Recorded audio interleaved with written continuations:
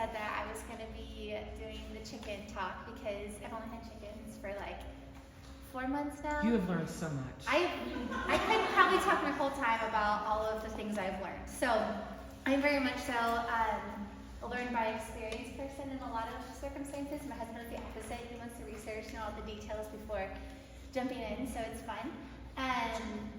But yeah, we have had a fun ride with our backyard chickens in the last few months. Who here has chickens? Who here is thinking about getting chickens? Who here was like, I would never get chickens? It was never even on my radar, until 5 months ago when I got my chickens. So, anyways. That's a wedding present. What'd you say?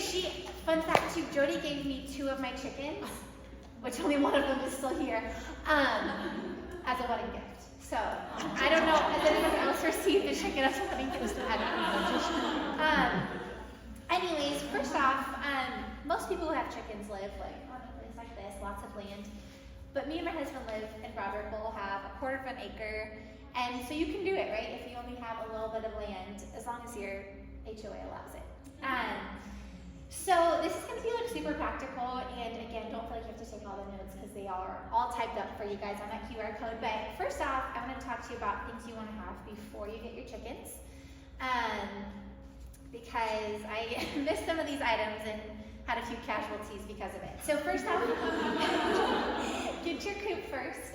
There are a lot of plans on Etsy or Pinterest if you want to build it. That was not me and my husband's style, so we got a pre-made coop from Amazon, skip that, go straight to Tractor Supply. Also, I think Angie said hers is from Over Easy, and I linked that in the notes. And hers is super cute. I keep looking at it thinking, wow, I love that. You also want to think about, okay, will my chickens free range? Will I just have them in the run? And so just kind of be mindful that you're not going to crowd all your chickens into a really small space. And also too, just making sure your chickens do have some outside time. And grass would be amazing. And you can also Google what they estimate square foot per chicken. I don't know that off the top of my head. You can also do something called a chicken tractor. So basically it's a moving chicken coop. It could be where you put your chickens just for the day and then they go in the coop at night, or they have chicken coops that have wheels on them. The advantage to that is that you can move them around your yard. They get fresh grass, and it's a pretty nice setup. You want to have feeders and waterers. It's always a hard word to say. Tractor Supply Co. or Amazon has a lot of good options. They will also typically give you get this size for this amount of chickens. I have 8 chickens and I have a 12-pound feeder and a 3-gallon waterer. So you can also have multiple. You want to have a chicken warmer for when you have your chicks, and then bedding. I like to get him bedding. You want chicken starter, which is the feed you give for little chickens.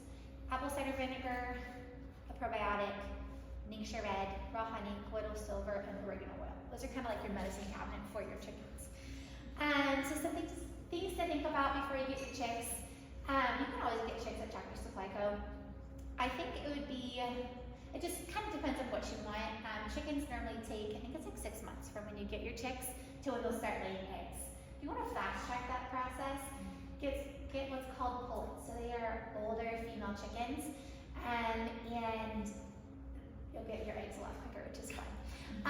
You can also just Google good breeds for laying eggs. So Rhode Island Reds, ISA Browns, Easter Eggers, those are all really good, hardy, laying chickens. You also can get little small chickens, which I have half little small chickens that are fun, and they give you little eggs. And they're very novel, which Jody, she wrote me in with the little chickens. They won't take up any space, they're so fun. Which they are fun. I almost brought one, not really, but I was I should bring a little chicken and that be a fun show thing. But I didn't. Okay, so you can get them from Tractor Supply Co. You can order them online. Just keep in mind though that typically shipping alone is $50 to ship live chicks. And so that's something to think about. You also can join your local chicken Facebook group. I'm a part of 3. Which I laugh at myself. 6 months ago, I'd be what are you doing? I would never have expected But people all the time have chicks they want to get rid of or probably sell. Sometimes people even are wanting to sell hens, roosters, whatever it may be. Sometimes coops and like supplies as well. So that's sometimes a more cost-effective way to get supplies and even chicks. Once your chicks arrive, you really need to keep them warm, and that's one thing that I missed when I first got my chicks. So that little heating mat's going to be super important. You can do a heating lamp, but typically that's more risky. Like you need it to be secured super well, and it can still be a fire hazard. So heating mats are the best option. I literally just use like a little like storage tub. You can get like a stock tank or make it more fancy, but I think I started with 4 chicks, a little storage bin, had their heating mat in there, a little lid with food, a little lid with water, and then just checked on them a few times a day. So that's like how simple and like redneck it can be. Or like we're just like throwing together. Like I literally like removed like books from a storage bin. I was like, I guess I'm using this today.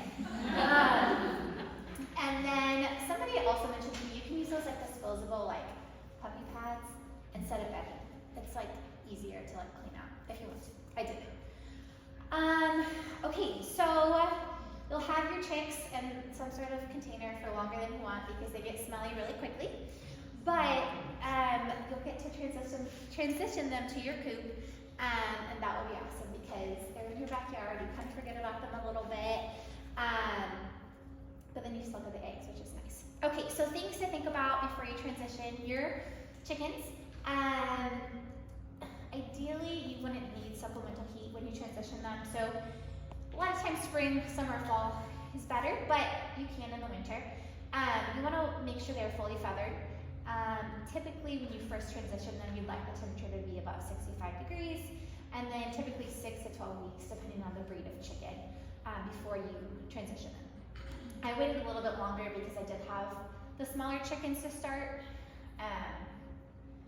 And then once you transition them, make sure they have clean food and water.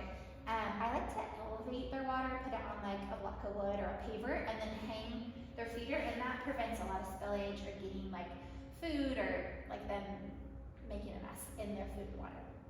Let's see.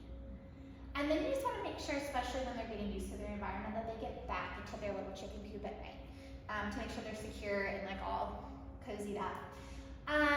Okay. So I know this is like a lot of information, just a few more things. Things to look for sick chicks. I did have one sick chick that is no longer with us, and then one that I saved. So I have some experience with that. Things to look for if they're combed, so that's like the red, weird looking thing on their face. If it's like pale, if they're kind of hunched over, their head is tucked back, their feathers look kind of weird, if they're sleepy or inactive, unusual droppings, or if they're already laying, there's maybe a drop in egg production.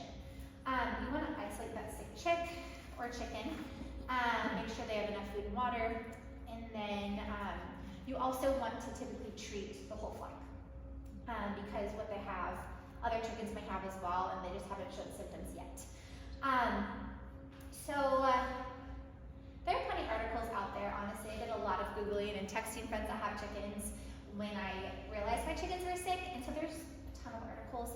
But I wanted to approach it from a way like, okay, when I get sick or when my husband gets sick, what do?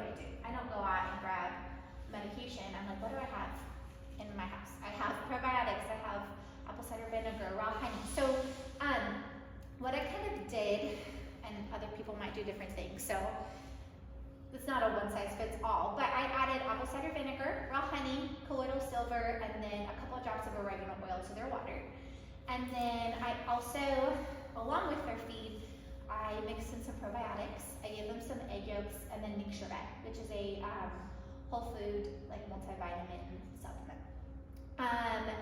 And when the chicks are like really sick, you literally have to like pick up the chicken and like dunk their face in it because they might be too sick to like eat it themselves. So you kind of have to do that.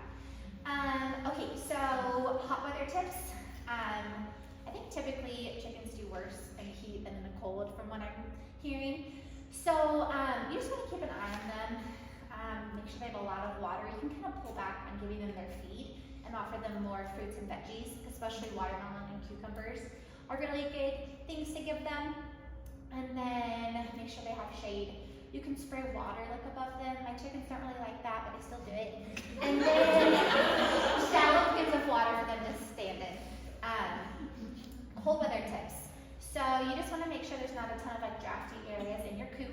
You can cover that with a tarp or make sure it's blocked off. You can provide a heater. Just again, want to make sure you're not doing like a heat lamp because that is a fire hazard. I think they have like flat panel heaters that you can use. You want to make sure you have like a heated water bucket or like a heated like plate to put your water bucket on so it doesn't freeze. You can do a deep litter method, which basically means just a ton of bedding in the coop to keep them warmer.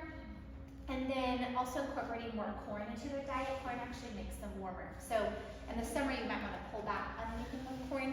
In the winter you might want to give more corn. And then most chicken breeds do pretty well in the cold temperatures. As far as resources, again, Google is really great. But then those 3 chicken Facebook groups, I link them in here. You can join them. People are posting in it all day long.